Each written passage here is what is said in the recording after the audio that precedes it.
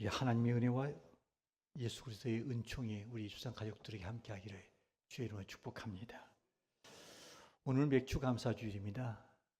하나님께서는 이 감사하는 사람에게 은혜가 따라오는 줄로 믿습니다. 중세 후기 독일의 경건주의자였던 토마스 아켐피스는 이 감사하는 사람에게는 언제나 은혜가 따라다닌다. 감사하는 사람에게는 언제나 은혜가 따라다닌다. 이렇게 말했습니다. 그는 복 있는 사람의 비밀을 감사에서 찾았던 것입니다. 인간은 연약하기 때문에 쉽게 원망하고 불평합니다. 이 사소한 일이나 작은 것에도 짜증을 잘 냅니다. 하나님은 인간이 원망하고 불평할 수밖에 없는 그 존재라는 것을 알고 계십니다. 하지만 하나님은 우리가 감사하는 사람이 되기를 원하십니다. 왜냐하면 이 감사하는 사람이 될 때 행복할 수가 있기 때문입니다. 여러분, 우리 주변에서 이 행복한 사람들을 한번 주목해 보십시오. 그들의 형편과 처지는 여전히 어렵지만은 늘 그 입술에는 감사가 늘 흘러나오는 것을 우리가 보게 되어집니다. 이처럼 감사는 사람을 행복하게 만듭니다. 하나님께서는 우리가 이렇게 감사하는 삶을 살기를 원하십니다. 그래서 성경 전반적인 면에서 하나님께서는 우리에게 감사할 수 있는 많은 제도와 여건을 허락해 줍니다. 특별히 하나님께서 이스라엘 백성들에게 7대 절기를 허락해 주셨습니다. 1년에 7차례 절기를 지킨다. 여러분 어떻습니까? 결코 녹록지 않습니다. 그러니까 연중 2달에 한 번 정도는 절기를 지키기 위해서 이렇게 뭔가를 준비해야 되고 굉장히 애씀이 필요하다는 것입니다. 그러면 하나님께서 왜 이렇게 많은 절기를 제정해 주셨을까? 그건 다른 데 있지 않습니다. 하나님의 은혜를 잊지 않고 감사하며 살도록 하기 위함이었습니다. 그러니까 이스라엘 백성들이 이렇게 절기를 지켜보면서 지금까지 지내온 것이 다 하나님의 은혜였다. 이것을 깨닫고 그 가운데서 감사하도록 그렇게 장을 열어주셨던 것입니다. 놀라운 것은 구약에 나타난 이 모든 절기, 이 절기는 단순히 절기로 끝나지 않습니다. 그 절기 속에는 장차 오실 메시아에 대한 예표가 숨겨져 있습니다. 그러게 이스라엘 백성들은 절기를 지킬 때마다 단순히 종교적인 형식과 의례로서 지키는 것이 아니라 장차 오실 예수 그리스도를 대망하면서 신령과 진정으로 절기를 지켰고 하나님의 사랑과 은혜를 기억하며 감사 제사를 드렸던 것입니다. 성경에서 하나님께서 우리에게 기억하며 지키라 이렇게 말한 절기가 무려 7절기가 나옵니다. 그 하나가 뭐냐면 유월절입니다.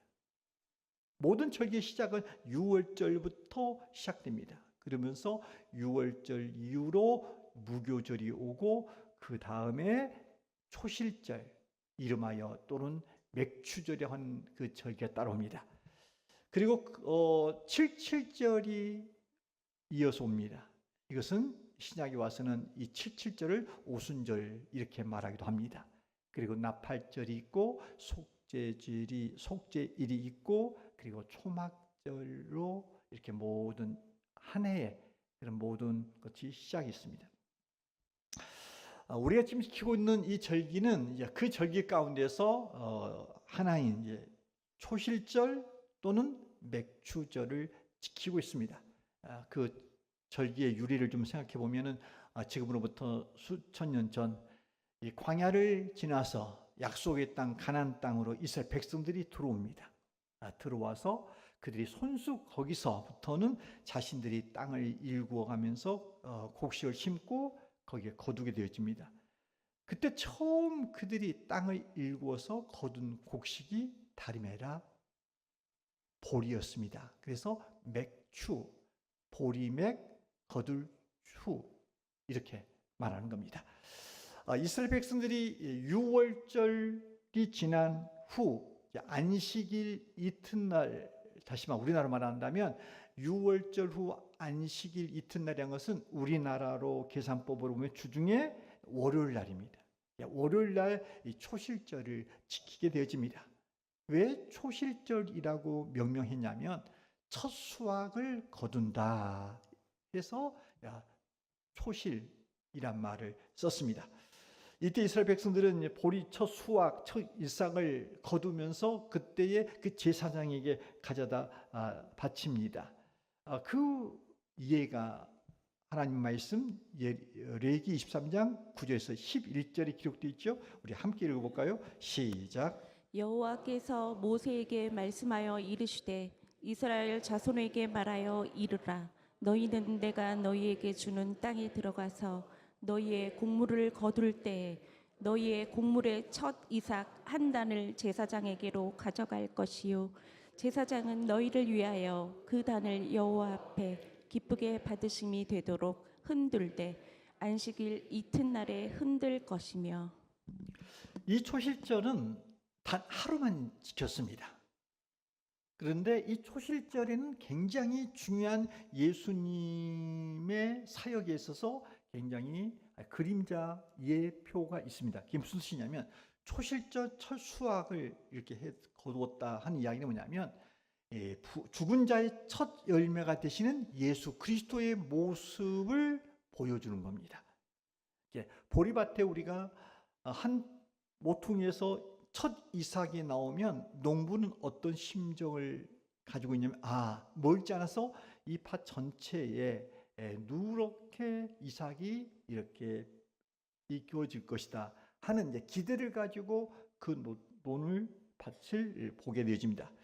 이처럼 예수님께서 부활한 죽은 자의 첫 부활의 열매가 되셨습니다. 그래서 예수님이 역사 이래로 죽었다가 첫 부활한 사람은 처음이었기 때문에 예수를 믿다가 죽은 자들은 이렇게 예수님처럼 우리가 다 함께 보증이 될 거다라고 하는 보증적인 의미로서 초실절이 신약적으로 의미가 있다는 것입니다. 이렇게 초실절을 지나고 난 다음에 50일째 후에 지키는 절기가 바로 우리가 말하는 칠칠절 또는 맥출절입니다. 이 맥추절을 칠칠절이라고 했다가 또는 오순절이라기도 말을 합니다. 그러니까 맥추절, 칠칠절, 오순절 이것은 한 날입니다. 한 날이지만 강조점이 달랐던 겁니다. 맥추절이다 이렇게 말할 때는 보리 수확에 대한 감사를 강조할 때는 맥추절 이렇게 불렀고요. 또 칠칠절은 이제 6월절 후 7주간 그 49일 후에 50일째 되는 날 시간에 초점을 맞춰서 말할 때는 칠칠절 이렇게 말을 했고, 이 개념이 이제 신약에 와서는 이게 맥추절이 오순절, 그래서 신약 시대에 와서는 오순절로 바뀌어집니다. 왜냐하면 이것은 성령 강림의 강조를 말하고자 할 때는 이제 맥추절을 오순절 이렇게 말을 합니다. 여러분, 이제 구약의 그 맥추절이 신약에 와서는 더 깊은 은혜의 실체로 드러나게 됩니다. 사도행전 2장에 보면 이 오순절 날이 이미 이름에 120명 제자들이 마가다락방에 모여서 거기서 그들이 이제 기도하면서 성령의 임재를 경험하게 되집니다. 사도행전 2장 1절에서 우리가 5절까지 말씀을 함께 읽어볼까요? 시작. 오순절 날이 이미 이름에 그들이 다 같이 한 곳에 모였더니 호련히 하늘로부터 급하고 강한 바람 같은 소리가 있어 그들이 앉은 온 집에 가득하며 마치 불의 혀처럼 갈라지는 것들이 그들에게 보여 각 사람 위에 하나씩 임하여 있더니 그들이 다 성령의 충만함을 받고 성령이 말하게 하심을 따라 다른 언어들로 말하기를 시작하니라. 그때 경건한 유대인들이 천하 각국으로부터 와서 예루살렘에 머물러 있더니. 여러분 보세요. 이 말씀 보니까 오순절 날이 이미 이름에 어떤 역사가 나타납니까? 모인 자들 위에 성령의 충만함이 임했다. 다시 말하면 유대인들이 전통적으로 맥주절을 지키는 그 때에 성령께서 교회 가운데 임했다 하는 겁니다. 그러니까 신약에 와서 이 오순절은 굉장히 깊은 이 영적 의미가 있는 겁니다. 오순절 날에는 더 이상 보리와 밀의 첫 열매로 드리는 절기가 아닌 겁니다. 그때는 예수님이 성육신 하셔서 가르치고 전파하고 치유했던 그 결과로 첫 열매였던 성령으로 거듭난 사람들이 자신을 온전히 드리는 그때가 바로 이 오순절 그날이었던 것입니다. 그러니까 예수님의 첫 열매였던 성령을 받았던 그 제자들이 자신을 들어서 복음을 전파하고 교회를 세우고 이 땅에 하나님 나라의 확장을 시작하는 시점이 언제였느냐? 바로 오순절날, 구약의 바로 맥주절이었던 것입니다. 이렇게 이제 구약의 맥주절이 신약에서 오순절이 됨으로써 그날의 성령도 임하시지요. 더 나가서 그로부터 교회가 이제 탄생되어지죠. 그리고 천국 복음이 이제 예루살렘에서만 머물러 있지 않고 이것이 유대와 사마리아와 땅 끝까지 확산되는 그 기점이 바로 맥주절이었던, 신약에 와서 오순절이었던 것입니다. 그러니까 맥주절이 굉장히 구약의 개념으로 보나 신약의 개념으로는 굉장히 중요한 절기다. 이것을 우리가 알 수 있습니다. 자, 이런 역사적인 의미가 있는 맥주절 우리 이 시대의 사람들이 지킵니다. 그런데 사람들 가운데 이런 생각이 있습니다. 우리는 농사도 안 짓는데 왜 이 절기를 지켜야 합니까? 우리는 직장인이고 자영업자이고 학생으로 살아가는데 우리에게 보리의 첫 열매는 아무런 의미가 없지 않습니까? 이렇게 반구할 수 있는 여지가 있습니다. 정말로 우리가 이렇게 보리를 밀을 심고 수확하지 않기 때문에 이 맥주절이 현대에 아무런 의미가 없는 겁니까? 그렇지 않다는 것입니다. 비록 우리는 보리는 심지 않지만 우리는 일상에서 많은 것들을 우리가 수확하고 있습니다. 여러분, 우리 삶에 보면은 우리 삶의 모든 사건과 상황들과 순간순간과 내 삶의 모든 여지를 보면 삶의 열매들이 우리에서 이렇게 익어가고 있고 맺혀가고 있는 것을 우리는 보게 되어집니다. 생각해 볼까요? 여러분, 하루의 우리 일과를 보겠습니다. 우리가 아침마다 눈을 뜰 수 있는 이 호흡과 건강, 이건 저절로 되는 게 아닙니다. 모든 사람들이 저녁에 잠을 자면 아침에 건강한 모습으로 눈을 뜨는 것 아닙니다. 저에게 충격적이었던 것은 제가 젊은 날에 제가 저희 처가댁에 살고 있는 바로 윗집에 참으로 신실했던 의대한 사람이 있었습니다. 굉장히 촉망이 되었고 그 집안에 굉장히 자랑거리였고 굉장히 돋보이는 사람이었습니다. 근데 그 젊은 날이었는데 분명히 잠자리에 들면서 어머니 안녕히 주무십시오 라고 인사를 했는데 그 다음날 보니까 일어나지를 못한 거예요. 사실 이런 소식들은 우리 주변에서 종종 듣게 되어집니다. 여러분, 아침에 눈을 뜰 수 있는 이 건강, 그리고 우리가 멀쩡히 이렇게 움직이는 손과 발, 생각할 수 있는 정신, 그리고 늘 이렇게 말할 수 있는 입술, 그리고 누가 눈을 떠서 하루하루를 살아가는 이 현실, 여러분, 이런 것들은 모두가 다 하나님께서 때를 따라 돕는 은혜를 우리에게 허락하신 삶의 은혜의 열매들입니다. 이 은혜가 하루가 주어지고 한 주가 주어지고 한 달이 주어져 가면서 우리의 삶이 사실 우리가 지난 1월 달부터 6월 달까지 전 상반기의 삶을 이렇게 살아왔습니다. 우리 주변에 보면 말없이 곁에서 있어주는 가족들이 있습니다. 친구들이 있습니다. 또한 자녀들이 웃음 속에서 피어나는 굉장히 따뜻함과 행복감이 있습니다. 그리고 교회를 오면 믿음의 공동체 안에서 함께 예배를 드리면서 사랑과 위로를 나누는 영적인 풍요로움이 교회 안에서 우리가 누리고 있습니다. 사실 우리가 늘 매일마다 하루 3끼의 밥을 먹습니다만 여러분, 이 소소하게 이 밥 먹는 것이 당연한 거 아닙니다.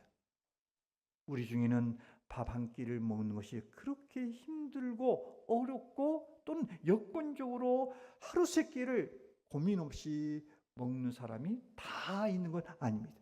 그리고 우리가 밤이 되어지면 피곤한 몸을 이렇게 누울 수 있는 잠자리가 있다는 거.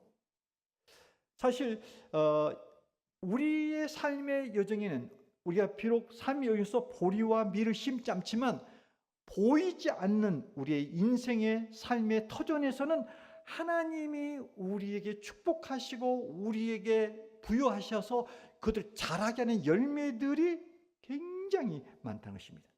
우리 주변에서 일어나고 있는 많은 열매들, 그 열매들은 하나님의 사랑이자 은총입니다. 그런데 문제는 이것들이 사실 현대를 살고 있는 우리에게는 너무나 풍요롭다는 것입니다. 하나님은 오늘 말씀에 보면 이 우리 삶 속에서 하나님이 일상에서 부여하신 풍요로움, 현대인들이 누리는 이런 넉넉함, 부유함, 이 삶의 풍요로운 열매들로 인하여 하나님은 오늘 말씀 속에 그의 백성들을 바라보는 눈이 아주 힘들어한다는 겁니다. 그것은 무슨 말이냐면 우리 삶 속에 일어나는 이 풍성한 삶의 열매들이 무조건 좋은 게 아니라는 겁니다. 예수 믿고 하나님을 섬기는 삶에 있어서 모든 삶이 부유하다, 풍성하다 이것들이 다 유익된 것이 아니라는 것입니다. 도리어 우리 삶 속에서 너무나 많은 풍성한 열매들이 우리를 넘어뜨리게 하는 요인이 될 수 있다는 것을 주님은 오늘 말씀에서 우리에게 경계합니다.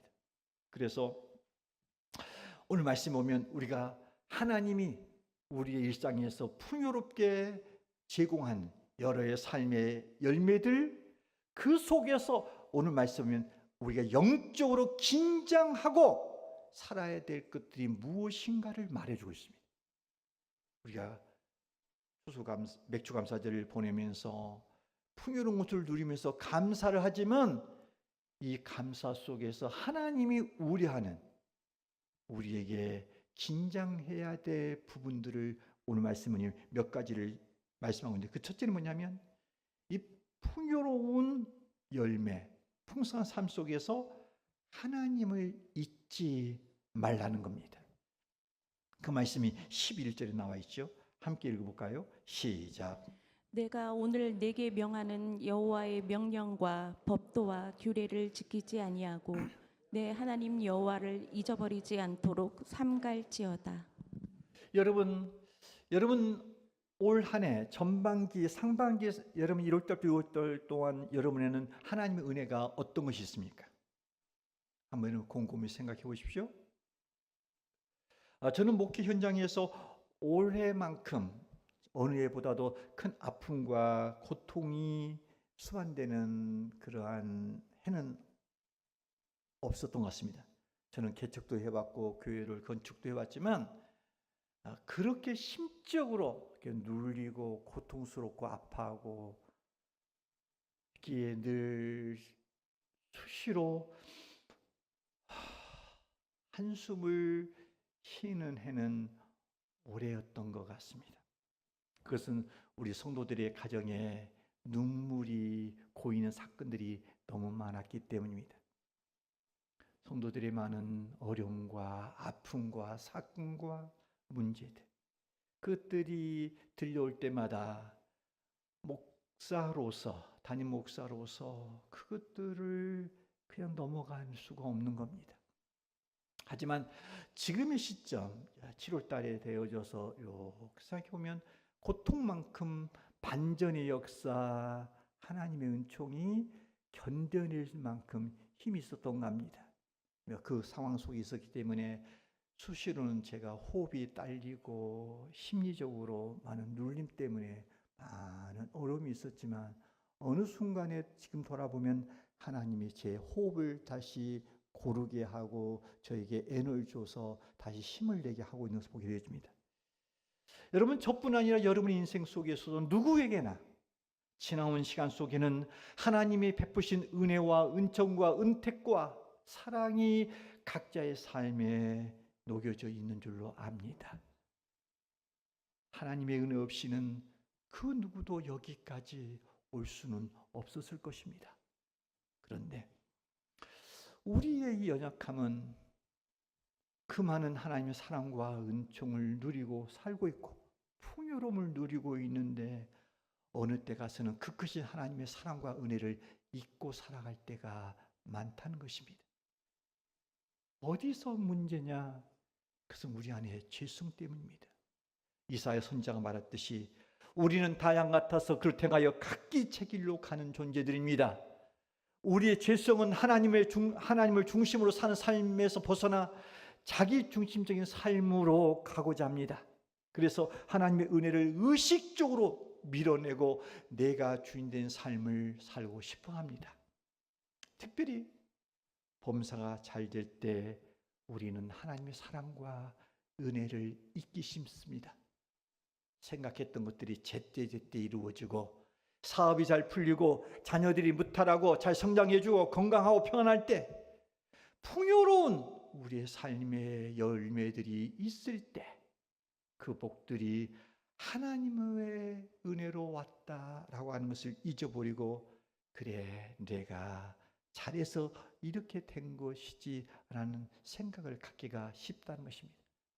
그래서 오늘 말씀 보면 우리의 삶 속에 정말로 풍요로운 삶의 열매가 있는 이 땅에서 살고 있는 우리들에게 하나님은 말씀합니다.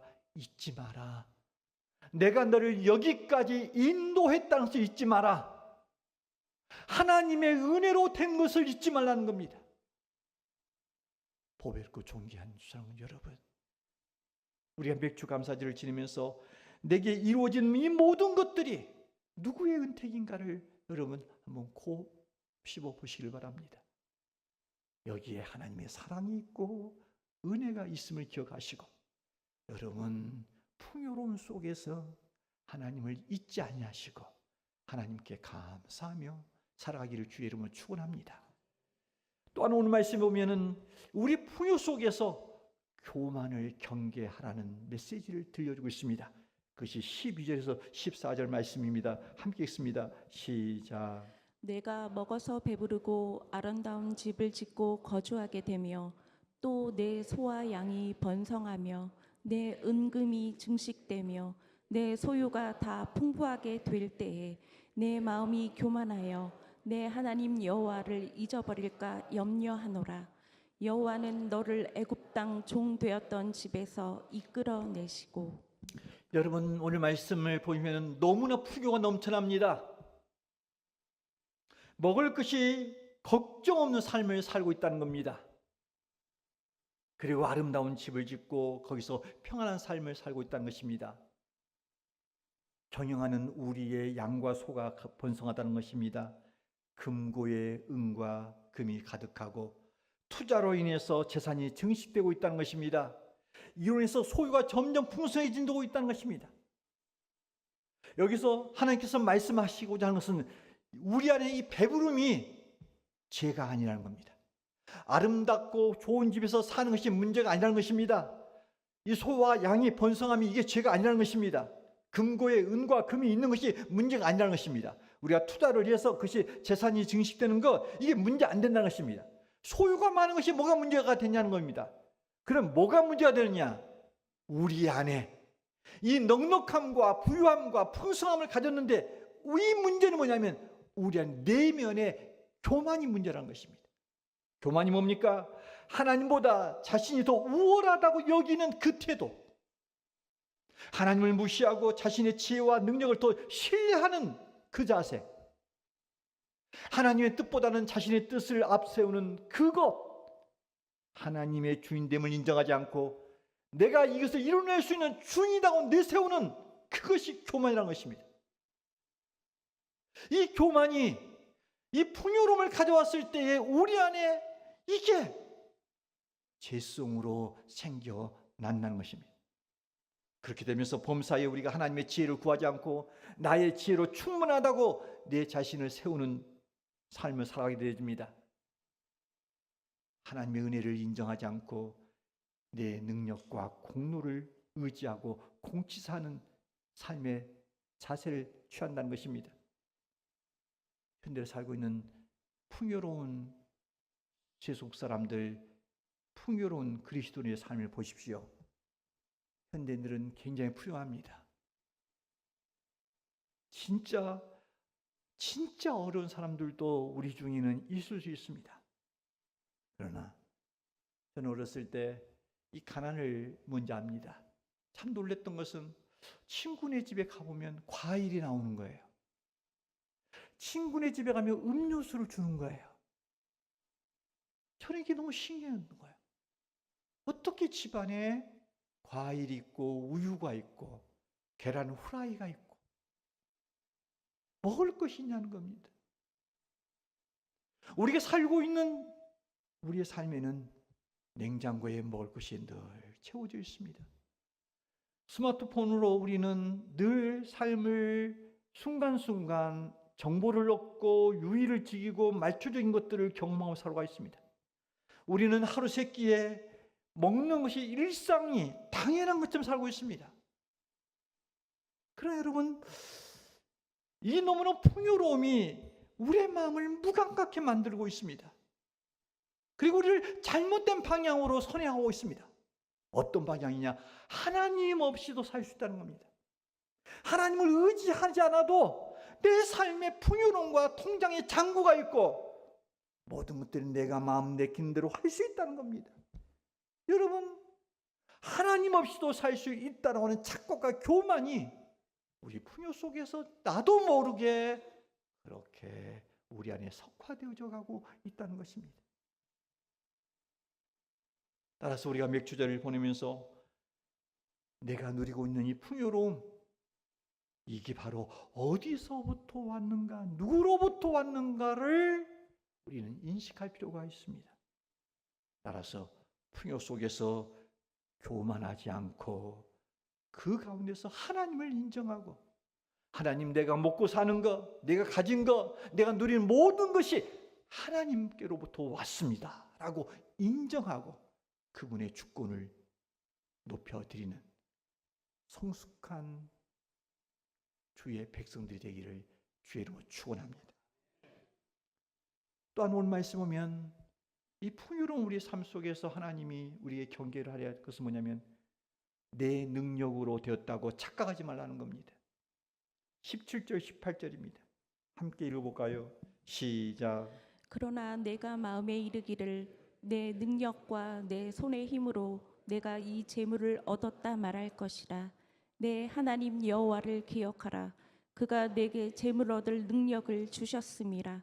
이같이 하심은 내 조상들에게 맹세하신 언약을 오늘과 같이 이루려 하심이니라. 세상 사람들은 말합니다. 풍요 속에서 이 모든 것이 내 능력이라는 겁니다. 내 손의 힘이라는 겁니다. 그래서 성공과 성취, 이 모든 것들은 내 능력이자 내 지혜자, 내 실력이라는 겁니다.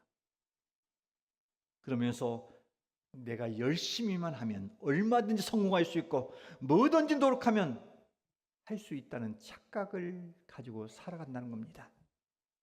물론 우리가 일상을 살아가는 데 있어서 인간적인 의지와 노력과 이런 것들이 절대 중요합니다. 이제 성경 말합니다. 너희가 행하는 그 능력, 그 힘, 그 지혜, 그 실력이 어디서 오는지 아느냐? 그것마저도 하나님이 주신 거라는 것입니다. 일반적인 은총도 다 하나님으로부터 왔다는 것입니다. 여러분 생각해 봅시다. 우리가 직장 생활을 건강히 할 수 있습니다. 건강이라고 하는 체력 누가 주신 겁니까? 어떤 상황에서 기회를 잡을 수 있는 그 타이밍, 이것을 포착하는 능력 누가 주신 겁니까? 우리 마음속에서 일어나는 마음의 평강 누가 주시는 겁니까? 위기가 있을 때 위기를 넘어갈 수 있는 지혜 누가 주시는 겁니까? 우리가 일반적으로 내 것이다, 내 능력이다 라고 말하는 이 모든 것들이 생각해보면 하나님의 은혜라는 겁니다. 하나님의 선물이라는 것입니다. 하나님의 은혜가 아니면 불가능하다는 것입니다. 그러기에 우리가 맥주절 너무나 많은 것들을 누리고 있을 때에 내게 이루어진 모든 것들이 내가 수고한 것이 아니라 하나님이 이루셨다라고 고백하는 그날이 되기를 바랍니다. 아울러 오늘 말씀에 보면은 감사를 결코 잊어서는 안 된다는 겁니다. 19절, 20절이 그것을 말하고 있습니다. 함께 읽습니다. 시작. 내가 만일 내 하나님 여호와를 잊어버리고 다른 신들을 따라 그들을 섬기며 그들에게 절하면 내가 너희에게 증거하노니 너희가 반드시 멸망할 것이라. 여호와께서 너희 앞에서 멸망시키신 민족들 같이 너희도 멸망하리니 이는 너희가 너희의 하나님 여호와의 속소리를 청종하지 아니함이니라.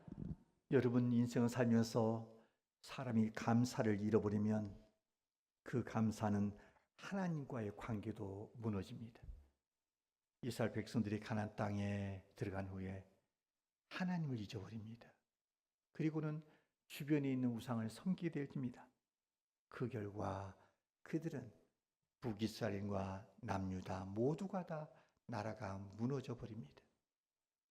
하나님께 감사하지 않으면 어느 때는 하나님께 감사하지 않으면 우리 안에는 돈과 물질이 우리에게 있어서 하나님이 되어주고 성공이 우리의 목적이 되어주고 내 자신이 왕이 되어집니다. 그러기에 이 맥주절은 단순히 절기가 아닙니다. 이 맥주절, 감사절은 하나님을 다시 하나님으로 인정하고 높이고 그렇게 모시는 날입니다. 우리가 이 상반기를 보내면서 우리 삶에는 이 보이지 않는 추수의 열매들이 많이 있습니다. 여러분 생각해 봅시다. 우리가 6개월 동안 살아오면서 하나님이 우리의 건강을 여기까지 지켜주셨습니다. 그리고 자녀들과 가족들의 하나됨을 이루게 하셨습니다. 일하는 현장을 주셨고 때를 따라 공급해 주시는 은총이 있었습니다. 그리고 우리에게 구원의 은혜를 주셨고 신앙의 성장과 성숙의 은혜를 주셨습니다. 그리고 공동체 안에서 서로 사랑하고 위로하고 붙들어주는 그런 위안과 함께 그런 마음을 나누는 그런 특혜를 누리며 우리가 6개월 보내왔습니다. 특별히 저는 제가 앞서 말했듯이 올 전반기 작년 12월부터 한 이게 4월까지 정도는 저는 굉장히 어두운 시간을 보냈습니다.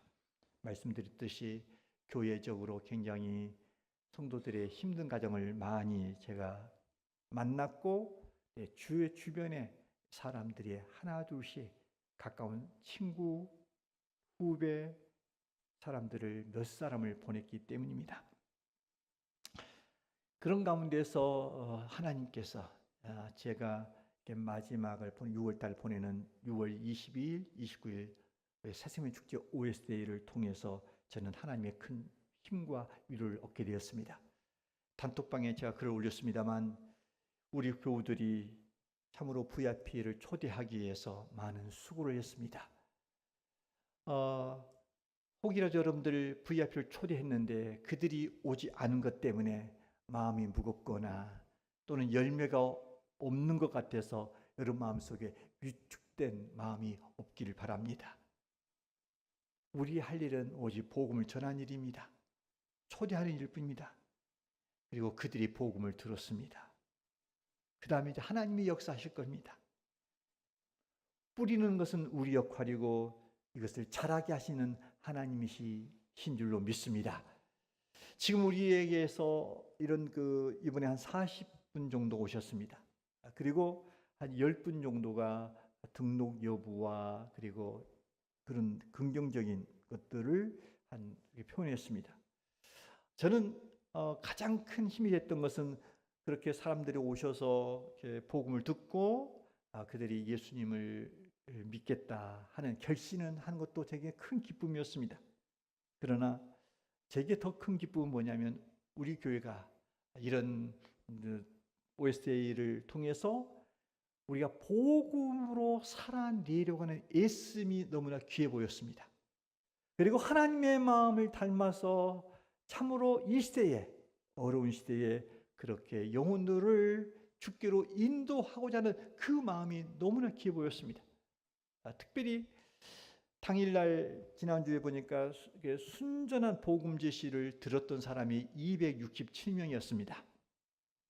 그런데 처음 오신 분들 가운데서는 한번 10분 정도가 예수를 믿겠다 하고, 그리고 우리 교우들 가운데 기존 신자들 가운데 5, 6명을 제외한 나머지 사람들이 구원의 확신을 가지고 내가 오늘 밤이라도 이 생을 떠나면 천국에 들어갈 수 있다고 확신한 사람들이 무려 98%나 됐던 겁니다.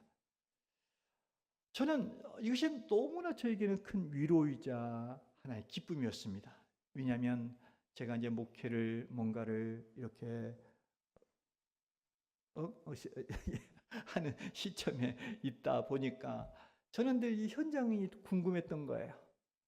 내가 목양했던 현장 속에 그렇게 수많은 날, 수년 동안 복음을 전해왔는데 정말 저들이 하나님 앞에 가서 다 만나야 되는데 혹이라도 못 만난 사람은 있어서는 안 될 텐데라고 해서 이번에 그 집회를 준비하면서 제 마음속에는 새로운 사람보다는 내가 마무리를 하면서 우리 성도들에게 구원의 확신, 이것을 정확하게 전해서 그들로 하여금 예수님을 영접하도록 해야 되겠다는 것이 저희 첫 번째 소원이었어요. 그런데 놀랍게도 복음을 잘 받아들이고 예수님을 영접해서 천국의 확신 가진 사람이 우리 출석교인들 가운데 98%가 됐다? 제가 보기에는 이 정도가 진실한 수치라면, 제 앞에서 거짓말을 하지 않고 했단다면 한국교회에서 처음일 겁니다. 한국교회 교회 가운데 수많은 사람들이 있지만 교회 가운데 98%가 구원의 확신 속에서 신앙생활하는 교회가 과연 있겠습니까? 저는 그래서 하나님이 저에게 주신 선물이구나, 저에게 주신 위로구나, 소망이구나 하는 생각하셨습니다. 맥주감사절을 보내면서 우리는 이 시점에서 하나님 앞에 이렇게 고백하기를 원합니다. 하나님, 모든 것이 주의 은혜입니다. 전반기의 삶 전체가 하나님의 은혜였고 이제 남은 하반기에도 하나님을 의지하며 살겠습니다. 이 기도가 우리의 고백자 기도가 되기를 소망합니다. 그래서 우리 모두가 다 하나님 앞에 풍요로운 것들을 누리고 살고 있지만 이 안에서 교만하지 아니하고 늘 주님을 주님으로 인정하며 잘 살아내는 복된 주의 백성 되기를 주의 이름으로 축원합니다.